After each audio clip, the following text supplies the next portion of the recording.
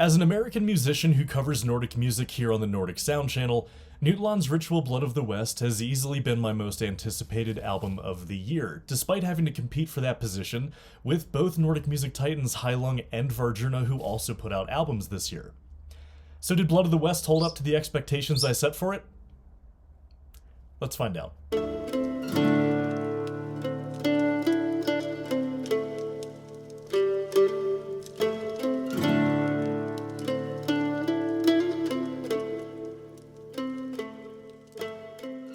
Now, when I say that I'm an American musician, I don't just mean that I'm a musician from America.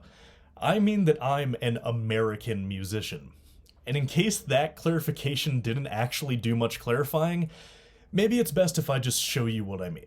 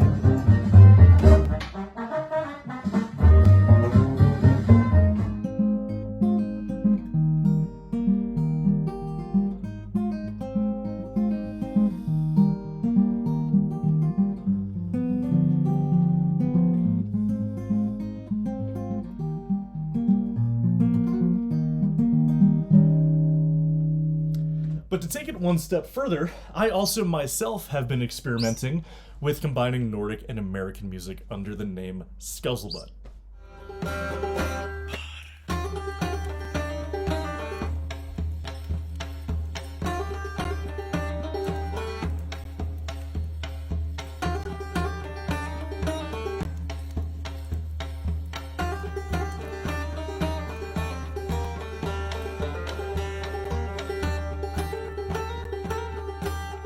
Make no mistake though, I'm not bringing all this up just to toot my own horn or to subtly make this review all about the music that I play or the music that I make. Instead, I'm trying to underscore a point here. I usually approach music reviews and music interviews from the position as a musicologist.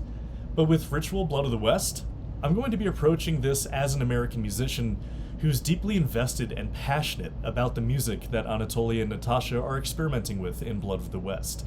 So in that way, this review is going to be a little bit different from what we're used to. So as we learned from Anatoly of NYTT LAND, both he and Natasha love to listen to American music in their downtime, whenever they're just hanging out or doing work. Music, all Yes, of that. I love it. Yeah. yes. This is my favorite style. This is my everyday music.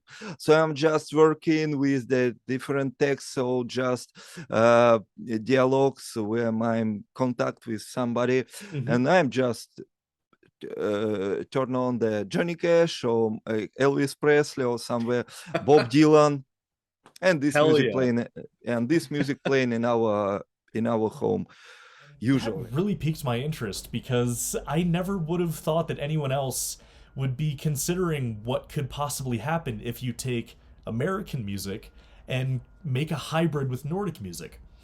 That's quite a weird balance to strike, isn't it, right? And it takes really talented musicians, really clean musicians who really have a great understanding. Yes, do you want to add? No? Who have a really deep understanding of both the Nordic and the American to make it work. And this is really beautifully presented to us in the track The Blues of Ragnarok, which happens to have some of the cleanest guitar work I have heard in any album this year. So Anatoly, I'm not surprised that you're that good at guitar, but it just has to be stated, you have some clean playing, my guy. So let's listen to it.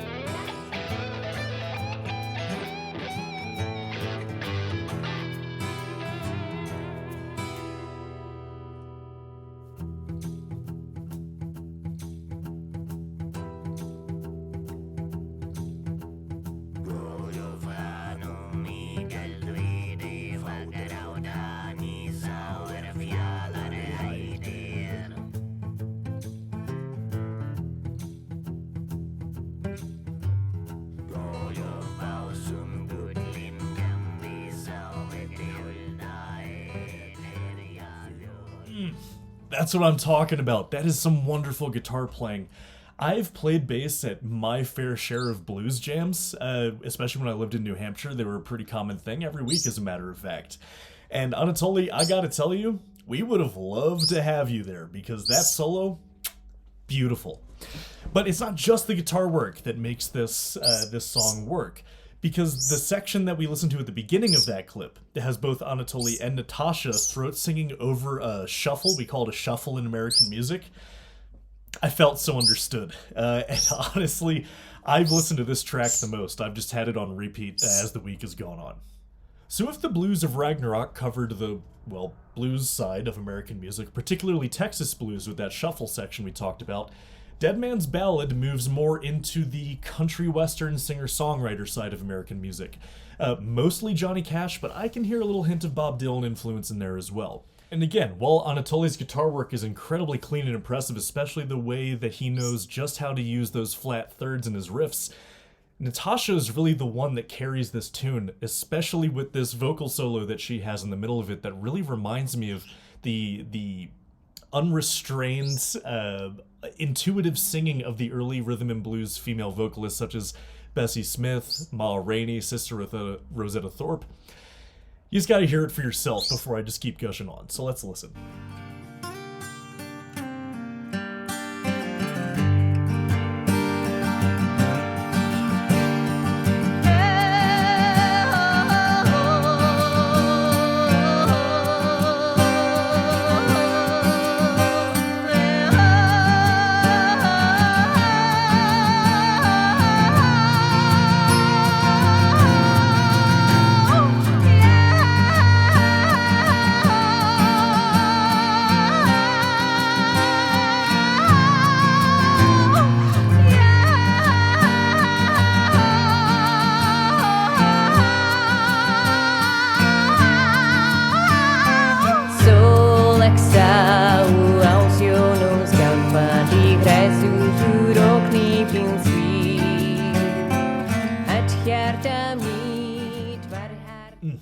That vocal work just absolutely blows me away, and you have to have an ice-cold heart if you don't feel at least something deep down by listening to that.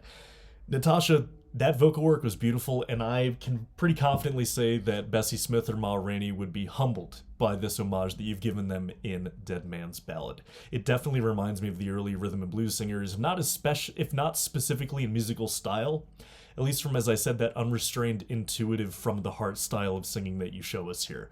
Very well done. So let's bring it all home. What do I like about this album? Well, I've made it very clear, the guitar work. If I can just say one more piece on this without really beating this dead horse.